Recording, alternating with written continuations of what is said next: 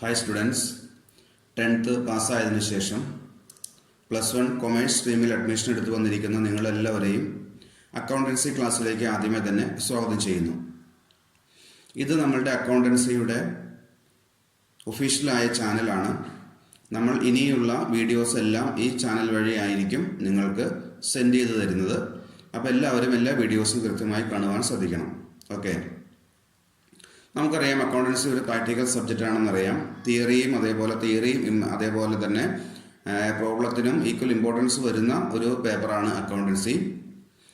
10th class വരെ നിങ്ങൾക്ക് accountancy എന്നുള്ള സബ്ജക്റ്റിനെ കുറിച്ച് യാതൊരു ഐഡിയ ഉണ്ടായിരുന്നില്ല. ഒരു പുതിയ സബ്ജക്റ്റാണ് നമ്മൾ പഠിക്കാൻ പോകുന്നത്. അപ്പോൾ ആയതിനാൽ നമ്മൾ ഇവിടെ ഫസ്റ്റ് ഇയർ അക്കൗണ്ടൻസിയിൽ അക്കൗണ്ടിങ്ങുമായി ബന്ധപ്പെട്ട് വരുന്ന ബേസിക് കാര്യങ്ങൾ മാത്രമേ പഠിക്കുന്നുള്ളൂ. അപ്പോൾ നിങ്ങൾ ആ ഫസ്റ്റ് മുതൽ പറയുന്ന കാര്യങ്ങൾ കൃത്യമായിട്ട് മനസ്സിലാക്കി പോകാൻ ശ്രദ്ധിക്കണം. ഓക്കെ, നമുക്ക് അക്കൗണ്ടൻസി സബ്ജക്റ്റിലേക്ക് വരുന്നതിന് മുമ്പായിട്ട് ജസ്റ്റ് അതിൻ്റെ ഒരു ബേസിക് ഒന്ന് പരിചയപ്പെട്ടതിന് ശേഷം അതിലേക്ക് വരാം. നമ്മൾ ഒരു കാര്യം മറ്റൊരാളോട് കമ്മ്യൂണിക്കേറ്റ് ചെയ്യാൻ വേണ്ടി നമ്മൾ എന്താണ് ഉപയോഗിക്കുന്നത്? ഭാഷ വഴിയാണ്, അല്ലേ? ലാംഗ്വേജ് വഴിയാണ് നമ്മളൊരു കാര്യം മറ്റൊരാളോട് പറയുന്നത്. അത് മലയാളം ആകാം, ഇംഗ്ലീഷ് ആകാം, ഹിന്ദി ആകാം, മറ്റുള്ള ഏത് ഭാഷയും ആകാം. അതേപോലെ ബിസിനസ്സിനെ കമ്മ്യൂണിക്കേറ്റ് ചെയ്യാൻ വേണ്ടി ബിസിനസ് ഉപയോഗിക്കുന്ന ഭാഷയാണ് അക്കൗണ്ടൻസി എന്ന് പറയുന്നത്. അപ്പോൾ അക്കൗണ്ടൻസി അല്ലെങ്കിൽ അക്കൗണ്ടിങ് വഴിയാണ് ബിസിനസ് അവരുടെ ബിസിനസ്സിന് പറയാനുള്ള കാര്യങ്ങൾ മറ്റുള്ള പബ്ലിക്കിനോട് ബിസിനസ് പറയുന്നത്. എന്തുവഴിയാണ്? അക്കൗണ്ടിങ് വഴിയാണ് ആ ബിസിനസ് അത് കമ്മ്യൂണിക്കേറ്റ് ചെയ്യുന്നത്.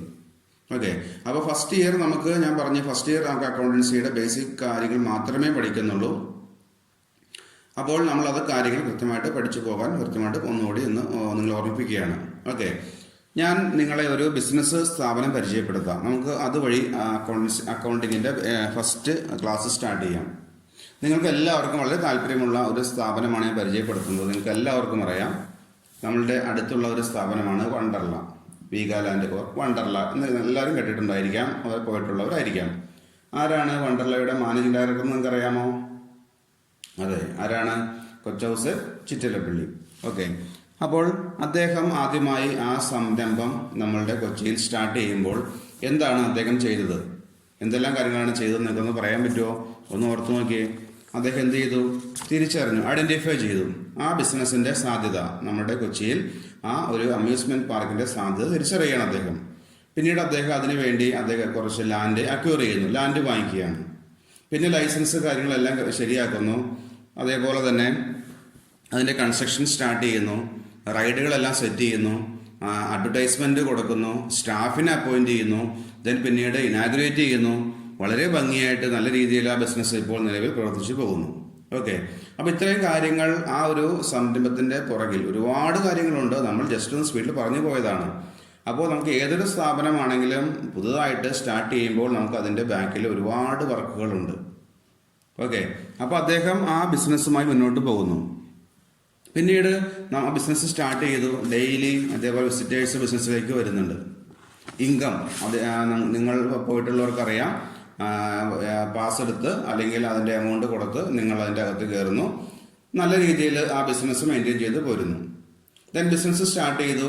ബിസിനസ് ഒരു ആഴ്ച കഴിയുന്നു, ഒരു മാസം കഴിയുന്നു, 6 മാസം കഴിയുന്നു, ഒരു വർഷം കഴിയുന്നു. അങ്ങനെ കണ്ടിന്യൂ ചെയ്ത് ബിസിനസ് പോയിക്കൊണ്ടിരിക്കുകയാണ്. അപ്പോൾ ഈ ബിസിനസിന്റെ ഓണർ അതിലേക്ക് എമൗണ്ട് കോടികൾ ഇൻവെസ്റ്റ് ചെയ്തിട്ടുണ്ട്, അല്ലേ? ഒരുപാട് എമൗണ്ട് ഇൻവെസ്റ്റ് ചെയ്തിട്ടുണ്ട്. അപ്പോൾ അദ്ദേഹത്തിന് ഒരു ആഗ്രഹമുണ്ട്. എന്താണ്? ഞാൻ ഇൻവെസ്റ്റ് ചെയ്ത ഈ എമൗണ്ടിന് എനിക്ക് എത്ര റിട്ടേൺ വീതം കിട്ടുന്നുണ്ട്, അല്ലെങ്കിൽ എന്താണ് എനിക്ക് ഇതിൽ നിന്ന് കിട്ടുന്ന വരുമാനം എന്നറിയാനുള്ള ആഗ്രഹം അദ്ദേഹത്തിനുണ്ട്, അതിന്റെ ഓണർക്കുണ്ട്. അത് ഏതൊരു ബിസിനസ് ആണെങ്കിലും, അതൊരു സ്മോൾ സ്കെയിൽ ആയിക്കോട്ടെ, മീഡിയം സ്കെയിൽ ബിസിനസ് ആയിക്കോട്ടെ, അല്ലെങ്കിൽ ചെറിയ ബിസിനസ് ആയിക്കോട്ടെ, ഇടത്തരം ബിസിനസ് ആയിക്കോട്ടെ, വലിയ ബിസിനസ് ആയിക്കോട്ടെ, ഏത് ബിസിനസ് ആണെങ്കിലും ആ ബിസിനസിന്റെ ഓണർക്ക് അദ്ദേഹം ഇൻവെസ്റ്റ് ചെയ്ത അല്ലെങ്കിൽ മുടക്കിയ മുതലിന് എന്ത് റിട്ടേൺ കിട്ടുന്നുണ്ട്, എത്ര കിട്ടുന്നുണ്ടെന്ന് അറിയാൻ ആഗ്രഹമുണ്ട്.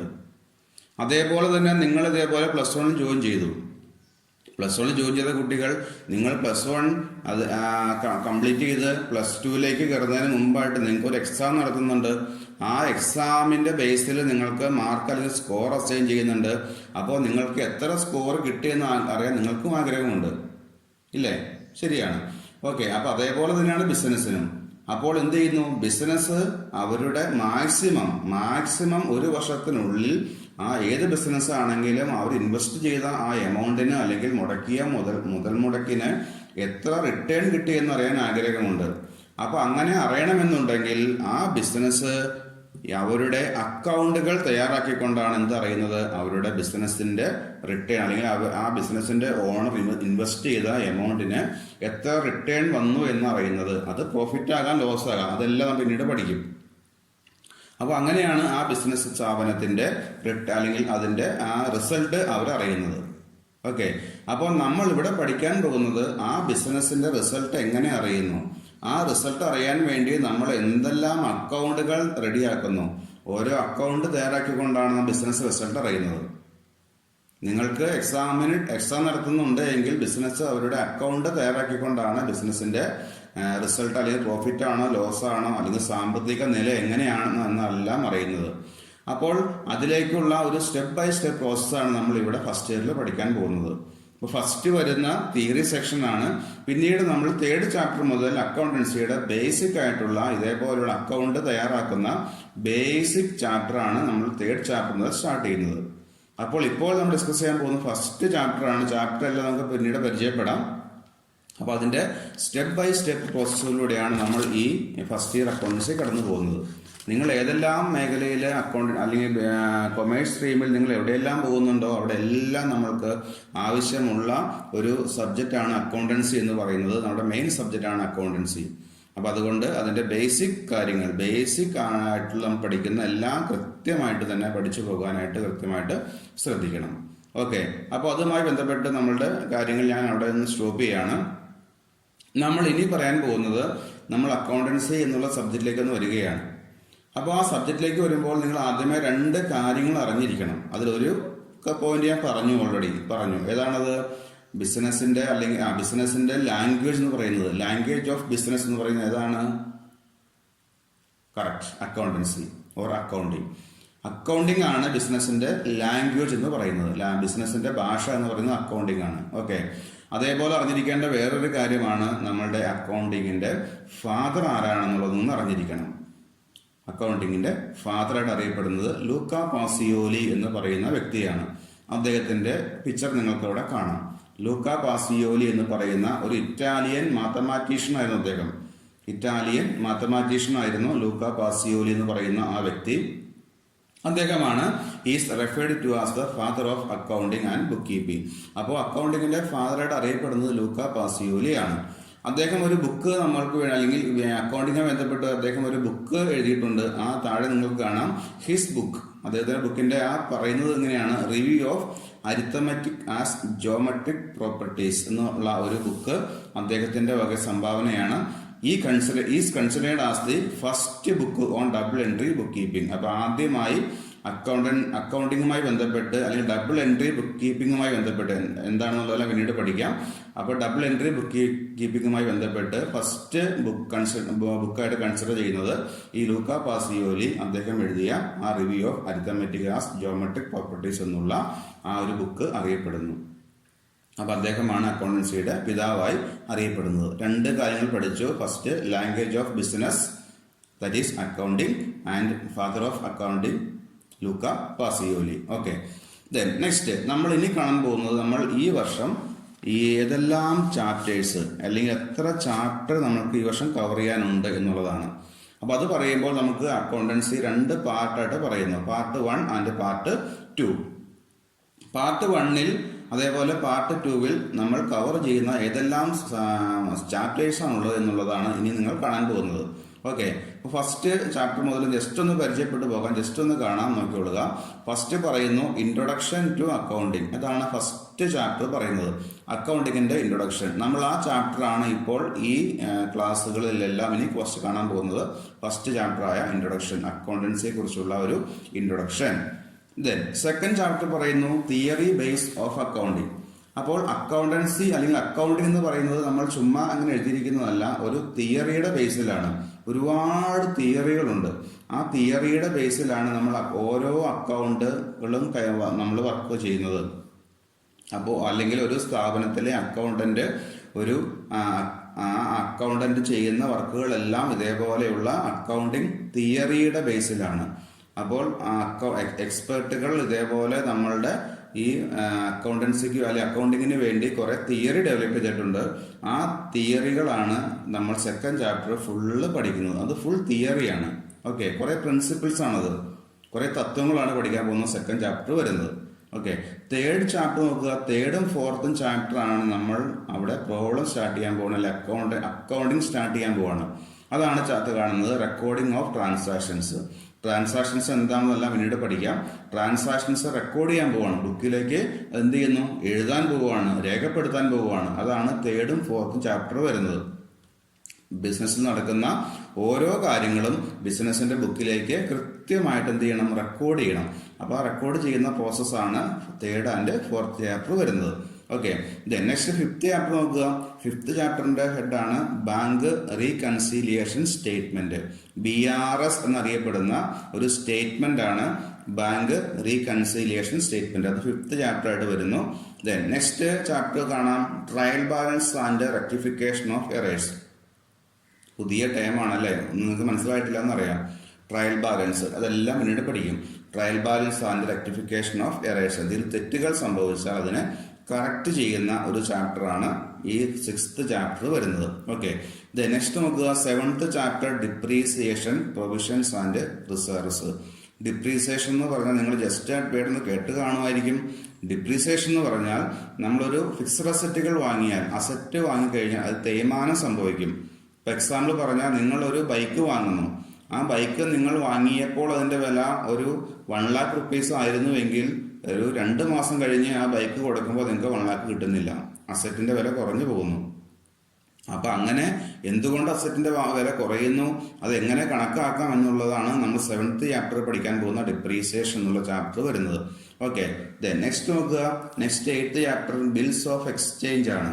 ഒരു ബില്ലാണ്, ഒരു പ്രമാണം തയ്യാറാക്കുകയാണ്. ആ പ്രമാണം ഡോക്യുമെന്റ് നമ്മൾ റെഡിയാക്കുന്നു. ആ ഡോക്യുമെന്റിൽ എങ്ങനെയാണ് നമ്മളതെല്ലാം ബുക്കിലേക്ക് റെക്കോർഡ് ചെയ്യുന്നുള്ളതാണ് 8th ചാപ്റ്റർ ആയ ബിൽസ് ഓഫ് എക്സ്ചേഞ്ച് എന്ന് വരുന്നത്. 9th 10th ചാപ്റ്റർ നോക്കുക. 9 and 10 വളരെ ഇമ്പോർട്ടൻറ്റ് ചാപ്റ്റർ ആണ്. നമ്മൾ ഈ ഫസ്റ്റ് ഇയർ അക്കൗണ്ടൻസിയിൽ ഏറ്റവും കൂടുതൽ ഇമ്പോർട്ടൻസ് പറയുന്ന ചാപ്റ്റർ ആണ് 9 and 10. ഫിനാൻഷ്യൽ സ്റ്റേറ്റ്മെന്റ്സ്, അല്ലെങ്കിൽ വേറൊരു പേരിൽ പറഞ്ഞാൽ ഫൈനൽ അക്കൗണ്ട്സ് എന്ന് പറയാം. ഒരു സ്ഥാപനത്തിന്റെ ഫൈനൽ അക്കൗണ്ട് ആണ്. എന്താണ് ഫൈനൽ അക്കൗണ്ട് എന്ന് പറഞ്ഞാൽ? ഏറ്റവും ലാസ്റ്റ് തയ്യാറാക്കുന്ന അക്കൗണ്ടുകളാണ് ഫൈനൽ അക്കൗണ്ട് എന്ന് പറയുന്നത്. അതെങ്ങനെ തയ്യാറാക്കുന്നു എന്നുള്ളതാണ് അവിടെ 9 and 10 ആ 2 ചാപ്റ്ററിൽ വരുന്നത്. ഓക്കെ, നെക്സ്റ്റ് 11th ചാപ്റ്റർ നോക്കുക. Accounts from incomplete records.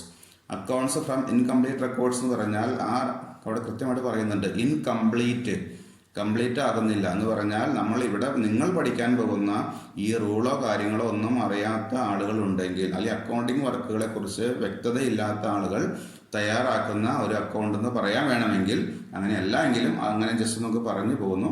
അത് കംപ്ലീറ്റ് അല്ലാതെ ഒരു അക്കൗണ്ടാണ് 11th ചാപ്റ്റർ ആയ അക്കൗണ്ട്സ് ഫ്രം ഇൻകംപ്ലീറ്റ് റെക്കോർഡ്സ് എന്നുള്ളത് വരുന്നത്.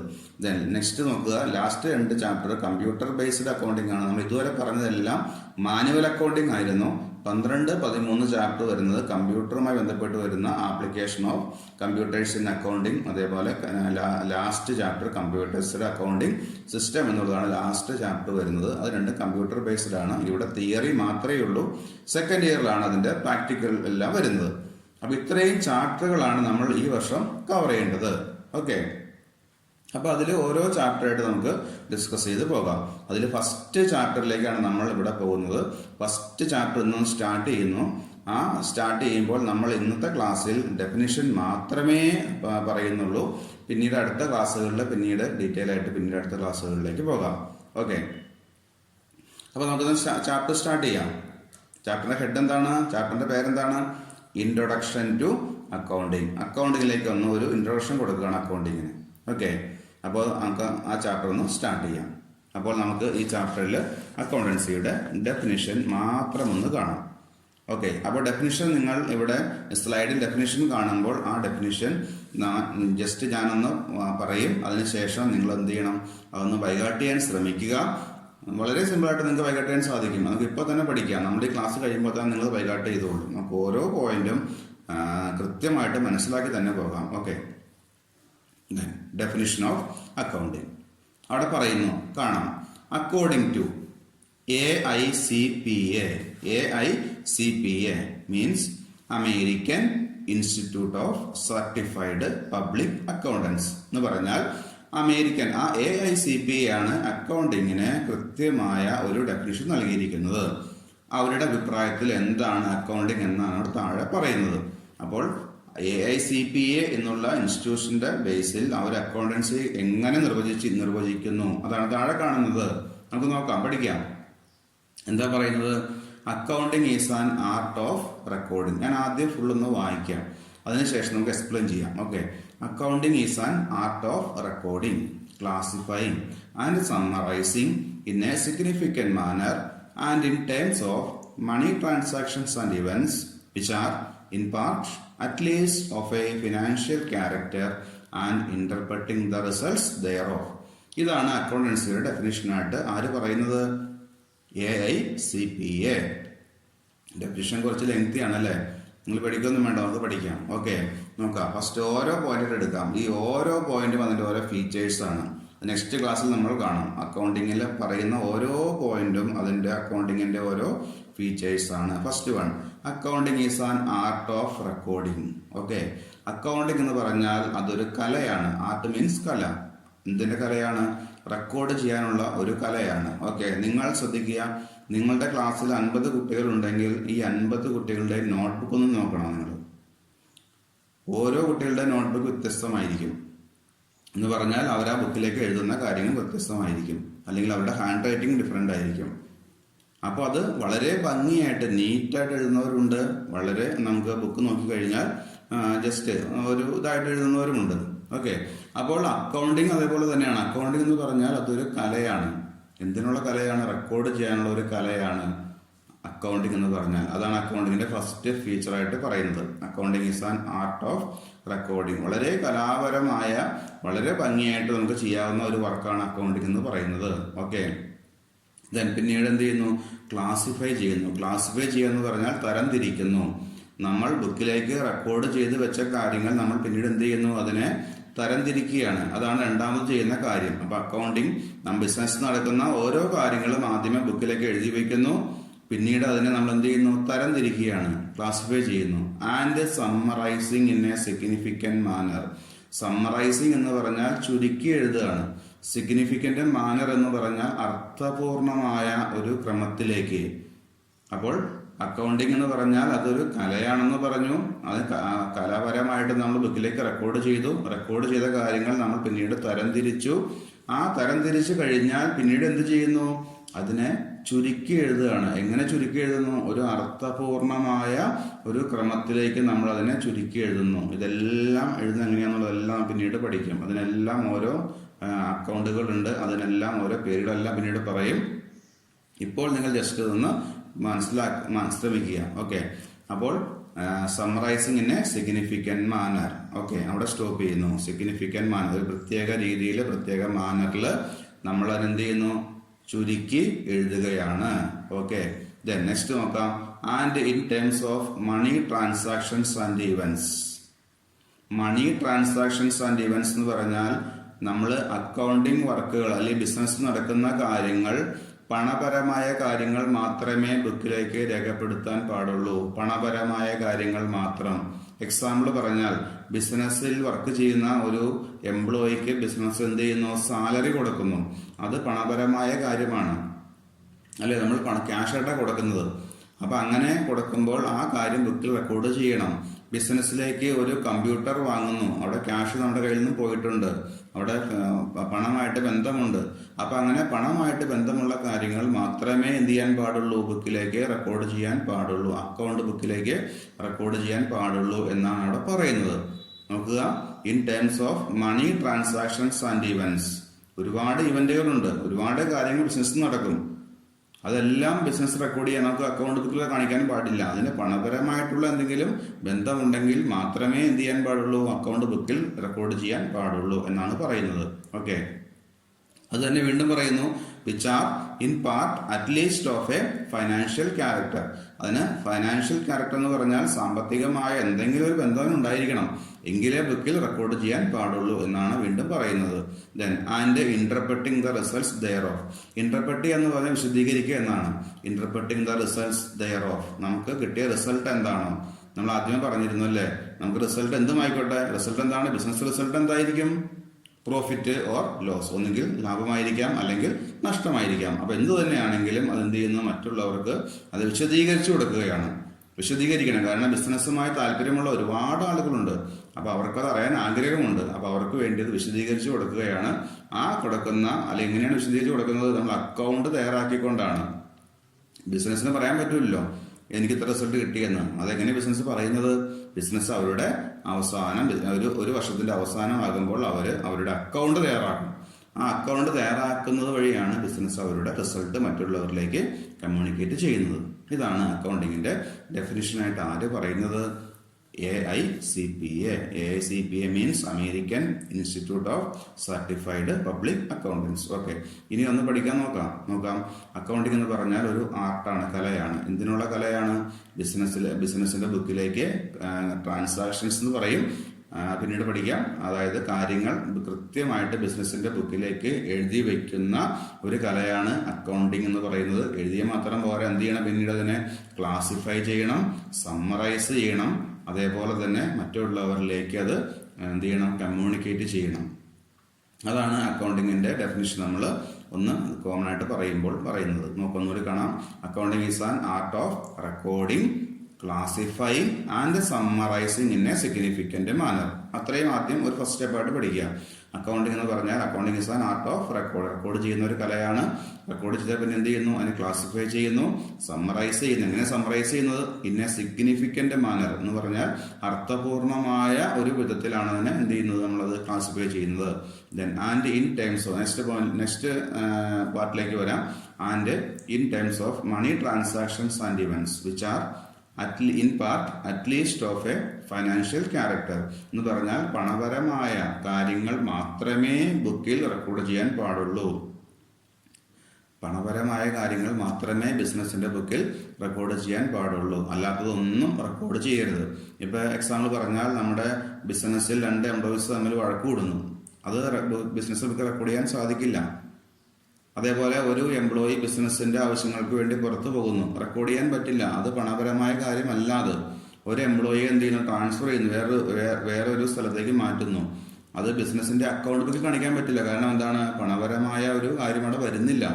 അപ്പോൾ നമുക്ക് ഫിനാൻസുമായി ബന്ധപ്പെട്ട് അല്ലെങ്കിൽ ക്യാഷുമായി ബന്ധപ്പെട്ടുള്ള എന്തെങ്കിലും ഒരു അവിടെ നേച്ചർ ഉണ്ടായിരിക്കണം എന്നാണ് പറയുന്നത്. അപ്പോൾ അവിടെ സാലറി പേ ചെയ്തു, കൃത്യമുണ്ടെങ്കിൽ അറിയാം എത്ര എമൗണ്ട് പേ ചെയ്തു, 10,000 പേ ചെയ്യുന്നു. കമ്പ്യൂട്ടർ വാങ്ങുന്നു, കമ്പ്യൂട്ടറിന് 20,000 റുപ്പീസ് കൊടുക്കുന്നു. അപ്പോൾ അത് അവിടെ കൃത്യമായിട്ട് നമുക്ക് റെക്കോർഡ് മെഷർ ചെയ്യാൻ സാധിക്കും. അതാണ് പറയുന്നത്. And events which are in part at least of a financial character. Then last and interpreting the results thereof. എല്ലാം കഴിയുമ്പോൾ നമുക്ക് കിട്ടിയ റിസൾട്ട് എന്താണോ ആ റിസൾട്ട് മറ്റുള്ളവരിലേക്ക് എന്ത് ചെയ്യുന്നു, വിശദീകരിച്ച് കൊടുക്കുന്നു. ഇതാണ് അക്കൗണ്ടിങ്ങിന്റെ ഡെഫിനിഷനായിട്ട് AICPA പറയുന്നത്. ഓക്കെ, അപ്പോൾ നിങ്ങൾ കൃത്യമായിട്ട് ആ ഡെഫിനിഷൻ ഒന്ന് അറിഞ്ഞിരിക്കുക, ഒന്ന് പഠിക്കാൻ ശ്രമിക്കുക. നമുക്ക് ഇന്നത്തെ ക്ലാസ്സിൽ ഇത്രയും മതി. അടുത്ത ക്ലാസ്സിൽ നമ്മൾ ഇപ്പോൾ കണ്ട ഡെഫിനിഷന്റെ എല്ലാ ഫീച്ചേഴ്സ് ആയിട്ട് നമുക്ക് നെക്സ്റ്റ് ക്ലാസ്സിൽ കാണാം. ഓക്കെ, അപ്പോൾ ആ ക്ലാസ് ആകുമ്പോഴേക്കും ഡെഫിനിഷൻ ഒന്ന് ബൈഹാർട്ട് ചെയ്യാൻ ശ്രമിക്കുക. ഓക്കെ, അപ്പോൾ അടുത്ത ക്ലാസ്സിൽ വീണ്ടും കാണാം. Okay, by.